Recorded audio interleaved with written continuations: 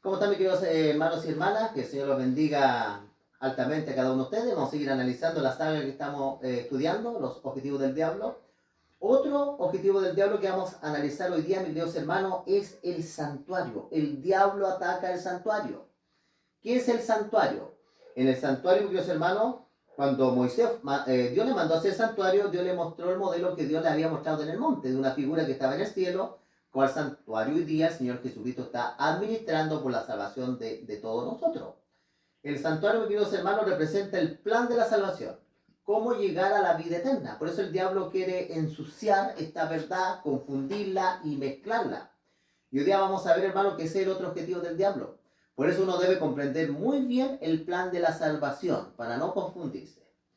Vamos a ver, mis queridos hermanos, acá en Ezequiel capítulo 8, versículo 1, vamos a ver que la presencia de Dios, cuando Dios lleva a Ezequiel, cuando el diablo contaminó el santuario, como estudiamos también en otro tema, que es donde introdujo la adoración de Tamo, la adoración del sol, la adoración del reptil, el diablo introdujo esta idolatría dentro, mis queridos hermanos, del templo de Dios, dentro del santuario de Dios. Vamos a leer que por un periodo de tiempo la presencia de Dios todavía estaba en el templo, antes de venir la destrucción por Nabucodonosor. Ezequiel capítulo 8, versículo 1 dice: En el sexto año, en el mes sexto de los 5 días del mes, aconteció que estaba yo sentado en mi casa. Ezequiel estaba en Babilonia, ¿ya? Y los israelitas estaban lógicamente en Jerusalén, ¿ya? Y los ancianos de Judá estaban sentados delante de mí, y allí posó sobre mí la mano de Jehová del Señor. Ahí viene, ¿cierto?, la presencia de Dios para llevarlo donde estaba Jerusalén, porque todavía el templo no había sido destruido. Pero el diablo había contaminado el templo de Dios. Y miré aquí una figura parecida de hombre, de sus lomos para abajo y fuego. De sus lomos, dice, para arriba parecía resplandor, el aspecto de bronce refulgente. Esta era la presencia de Dios, ¿ya? Esta era la presencia de Dios. Aquí la figura dice, extendió la mano, me tomó, dice, por las guedejas, que son las trenzas, de mi cabeza. Y el Espíritu me alzó, dice, entre el cielo y la tierra, y me llevó en visiones de Dios a Jerusalén.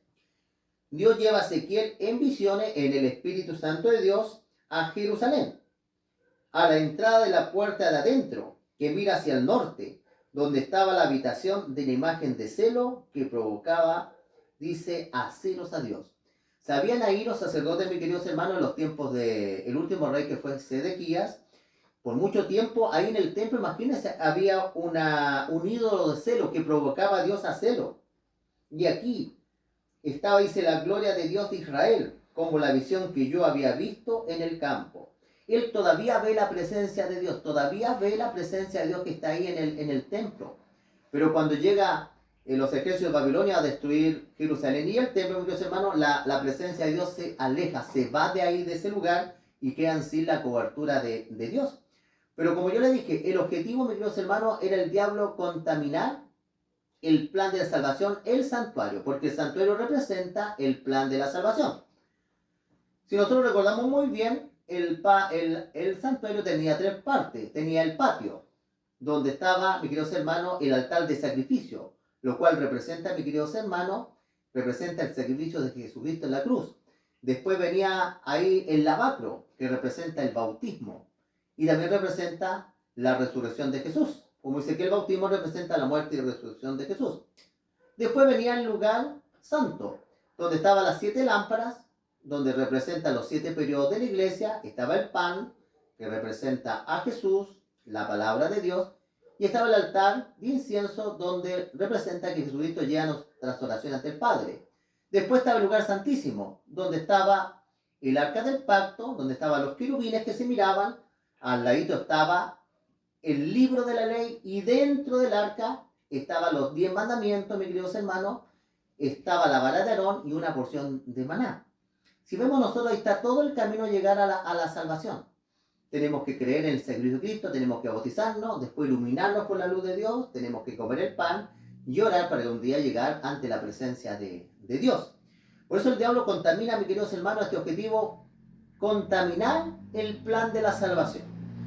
Si nosotros vamos aquí al libro de Daniel, mis queridos hermanos, en el capítulo 8, vamos a ver acá que hay una profecía de un cuerno pequeño, el cual, mis queridos hermanos, hemos estudiado antes esta historia. El cuerno pequeño, mis queridos hermanos, que fue creciendo a la tierra gloriosa, fue el Imperio Romano. El Imperio Romano llega ya a Jerusalén. Después, cuando cae, ¿cierto?, el Imperio Romano, el que sigue gobernando el mundo es el periodo de los papas, de la Iglesia Católica, mis queridos hermanos, donde ellos también de alguna manera, el diablo utiliza este organismo para poder ensuciar el santuario. ¿Por qué? Porque para ellos, ¿cierto?, la Biblia es bien clara. La Biblia dice que existe un solo mediador entre Dios y los hombres, que es Jesucristo hombre, ¿ya? No solo santo, no es María, lamentablemente ellos no interceden. La Biblia dice que hay un solo intercesor. Se entraron los ídolos. Nota usted la misma historia en Jerusalén. El plan de salvación en este periodo se oscurece. Por eso en la historia se le llama la edad oscura, el caballo negro apocalíptico, donde no había mucha luz espiritual.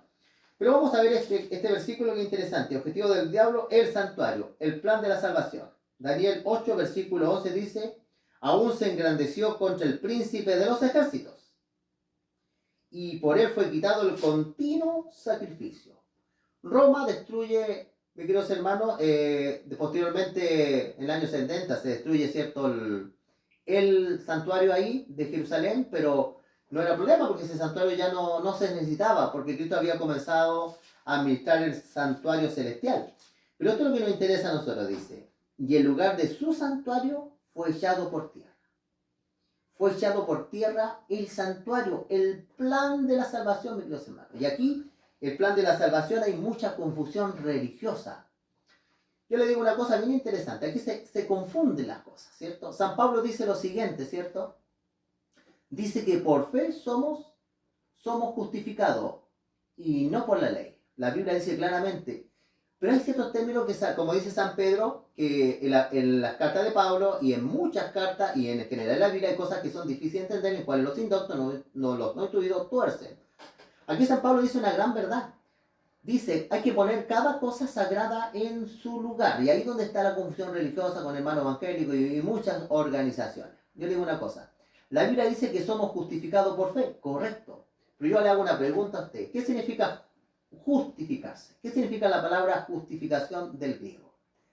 La palabra justificación del griego significa ser absuelto de algo que realmente uno hizo, pero se le perdonó. Eso significa la justificación. Y lógicamente la justificación no se obtiene por ley, sino es por fe.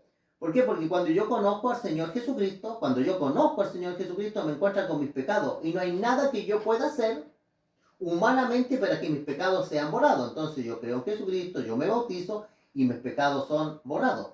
Eso, ahí yo soy justificado por la fe. Es decir, que lo que se perdona los pecados es en la fe. Ahí se justifican. Ahora, ¿cómo se lavan los pecados?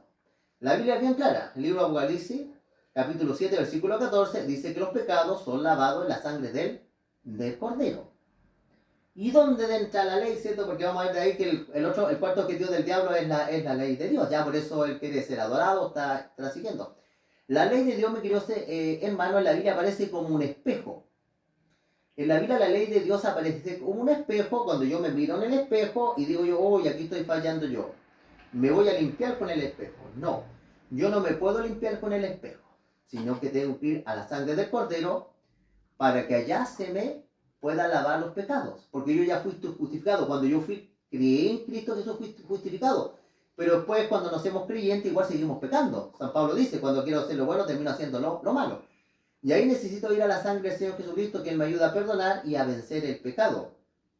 Pero la ley cumple el propósito, mis queridos hermanos, de señalarnos, de indicarnos lo que es malo. Ese es el objetivo de la ley. La Biblia dice que la fe nos conduce a Cristo, pero la ley es un espejo. Por eso en el libro de Apocalipsis, capítulo 12, versículo 17, dice que el diablo tiene guerra con los que guardan los mandamientos de Dios. Con ese él tiene. Lo que ha pasado es que hay extremos. Hay religiones que quieren limpiarse con la ley. Ese es el problema. No, yo no me puedo limpiar con la ley. La ley simplemente me muestra el pecado. Otros, cierto hermano, dicen que estamos sin ley, que no existen. Pero el mismo San Pablo, en Hebreos capítulo 8, dice claramente que el nuevo pacto, Dios puso la ley en la mente y en el corazón. Lo que pasa es que San Pablo en sus cartas lo que está diciendo es que no hay que circuncidarse porque la justificación no viene por la ley, sino que la justificación viene por la fe. Eso es lo que enseña la palabra de Dios. Por eso en esta gran lucha de confusión, hermano, tenemos que poner cada cosa en su lugar. Estábamos analizando nosotros que el diablo, mis queridos hermanos, este es el otro objetivo, el santuario. Confundir el plan de la salvación, que no comprendamos por qué nos salvamos. Importante. Un día nos vamos a dedicar a estudiar, mis queridos hermanos, paso a paso el plan de la salvación. Que Dios los bendiga, mis queridos hermanos, grandemente a cada uno de ustedes. Hemos visto el tercero, nos queda uno. El otro objetivo que tiene el diablo es la ley de Dios.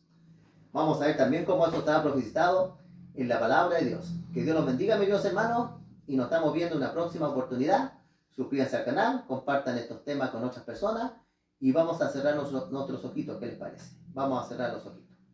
Padre bendito que estás en lo alto de los cielos, Señor, te damos las gracias por estudiar tu palabra, Señor, que nuestros hermanitos nos escuchan, Señor, y con gusto tuvimos algunos temitas durante la semana que preparamos.